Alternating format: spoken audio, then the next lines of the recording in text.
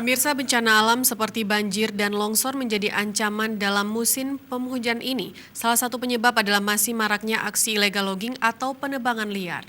Dibeli oleh Allah. Mudah-mudahan sudah cukup bila lagi. Inilah. Wakil Bupati Aceh Besar Tengku Husaini Awahab meminta masyarakat yang masih melakukan aksi illegal logging untuk menghentikan tindakan tersebut. Karena aksi penebangan pohon secara liar yang hanya untuk kepentingan pribadi akan mengundang bencana alam seperti banjir dan tanah longsor. Selain itu, penebangan pohon secara liar juga dapat mengusik ekosistem tempat tinggal hewan, juga berdampak pada sumber air tanah.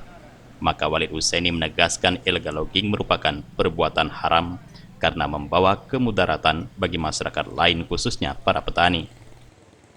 Mudah-mudahan kalau boleh, kalau bisa, terimalah himbauan pemerintah. Jangan lagi lah illegal logging.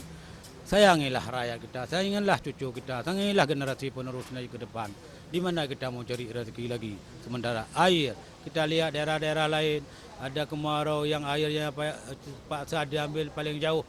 Ini hal-hal yang terjadilah di Aceh. Kita selalu di Aceh, kita bilang bahwa Aceh daerah makmur, ternyata hari ini kita lihat sendiri. Bukan lagi daerah makmur, tapi daerah yang selalu terjadi malapetaka dengan sebab illegal logging ini. Khususnya yang sangat mudarat para petani kita. Dan lihat sendiri bagaimana orang yang dekat sungai, tetapi airnya dibeli. Juga sungainya sudah pada kering. Kita lihat sumurnya pada kering. Di mana-mana ini musibah besar. Walid berharap masyarakat yang masih melakukan aksi illegal logging dan tindakan lain yang dapat merusak lingkungan agar menyadari bahwa hutan dan alam yang dirusak akan mewariskan musibah besar pada generasi masa yang akan datang. Dari Aceh Besar, Tim Liputan Aceh TV melaporkan.